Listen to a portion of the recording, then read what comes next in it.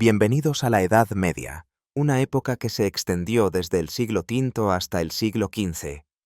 Durante este fascinante período, surgieron numerosas leyendas que rodeaban las tradiciones de la noche de bodas, avivando la imaginación de la gente. Esta noche especial solía recibir mucha más atención que la propia celebración de la boda, ya que representaba el momento decisivo de la primera intimidad. Este instante no solo era de gran importancia para la pareja, sino también para sus familias y los invitados, quienes esperaban con expectación la consumación del matrimonio.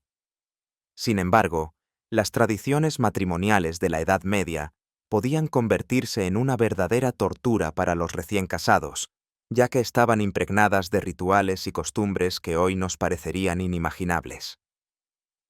En la Europa medieval, un matrimonio solo se consideraba válido si la pareja tenía relaciones sexuales. Este acto decisivo solía ir acompañado de un curioso ritual. Cortesanos y testigos se reunían alrededor del lecho nupcial, mientras los esposos, aún vestidos, se acostaban juntos por unos minutos y luego se levantaban. Este acto simbólico bastaba para que la unión fuera reconocida como consumada, ya que el simple hecho de haber compartido la cama era suficiente prueba. Ahora, adentrémonos en esta historia poco explorada.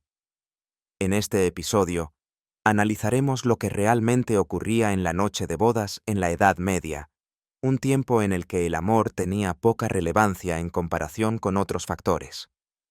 Muchas uniones eran arregladas por los padres y, en ocasiones, se decidían incluso antes del nacimiento de los hijos. El principal objetivo de estos matrimonios era ampliar las posesiones, la tierra y el poder de la familia. El matrimonio era visto como una alianza o un contrato de intercambio, donde la novia se consideraba un valioso instrumento de negociación. Durante los siglos XI y XII, era común que los nobles y los monarcas buscaran esposas en familias influyentes. Frecuentemente, mujeres muy jóvenes se casaban con caballeros aristocráticos de edad avanzada. El proceso legal se desarrollaba en dos fases.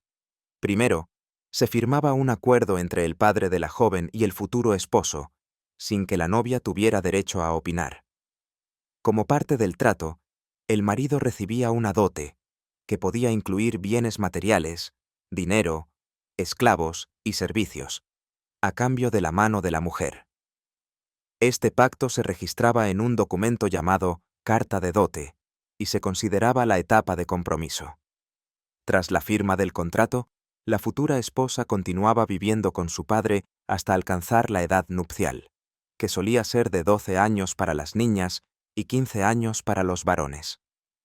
En ese momento se celebraba la ceremonia matrimonial, acompañada de interminables banquetes y festividades para conmemorar la transición de la novia a la casa del esposo.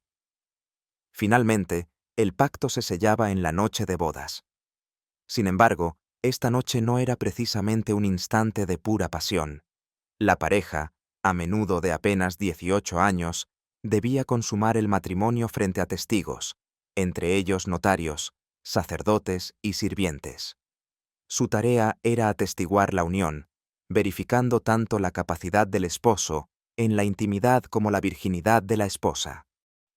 En algunos casos, los testigos incluso concedían un poco de privacidad a la pareja. Un poco de privacidad se lograba corriendo las cortinas o simplemente ignorando lo que ocurría aquella noche. A la mañana siguiente, el esposo hacía a su esposa un llamativo regalo como muestra de gratitud por su pureza tras una noche tan difícil. La higiene era un tema fundamental. Por ejemplo, Marita Medici quedó impactada al descubrir que su esposo, el rey de Francia, no se había lavado antes de su noche de bodas.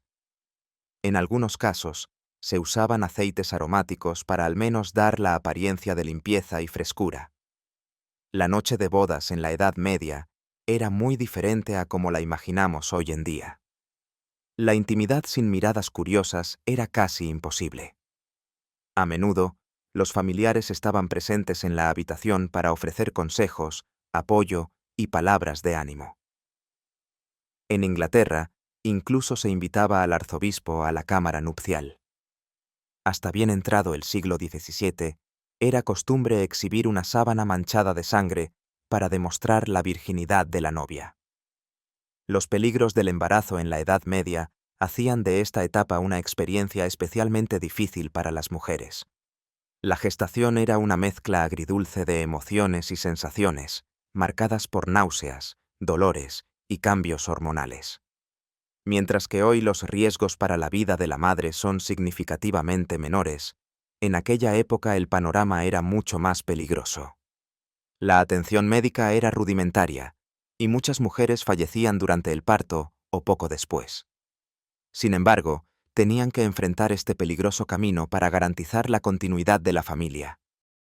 Era una época llena de desafíos e incertidumbres, en la que la gente intentaba encontrar algo de control sobre las implacables fuerzas de la naturaleza y el destino a través de la fe y los rituales. Las historias y leyendas de aquel tiempo reflejan las esperanzas, los miedos y las creencias que moldeaban la vida medieval. Es importante recordar que el misticismo y la omnipresencia de la Iglesia oscurecían el conocimiento científico, envolviendo la vida cotidiana en un velo de superstición. La determinación del embarazo y el momento del parto no eran cuestiones científicas, sino meras suposiciones y creencias con escaso o nulo respaldo empírico.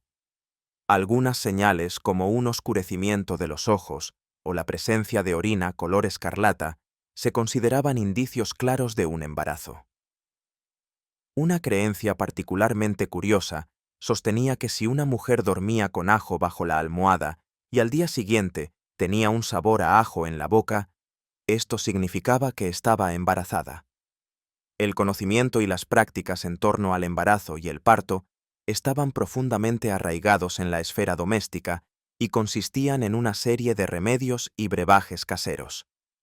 Las mujeres que deseaban concebir o evitar complicaciones debían seguir ciertas medidas. Entre ellas, se recomendaba acostarse después del acto sexual o frotarse el vientre con una mezcla especial de menta, espliego, mastique e incienso en aceite. Se creía que estas prácticas ayudaban a favorecer el embarazo y a facilitar su desarrollo. En aquella época, las mujeres sufrían una fuerte discriminación social y religiosa. Se pensaba que un embarazo y un parto eran más fáciles si el bebé era un varón, e incluso se creía que era posible adelantar el nacimiento si el bebé era niño. La Iglesia complicó aún más los asuntos relacionados con la concepción y el nacimiento. Predicaba que, desde el momento de la concepción, tanto la madre como el hijo podían, en cualquier momento durante el embarazo y el parto, entrar en el infierno si no se seguían estrictamente los procedimientos eclesiásticos.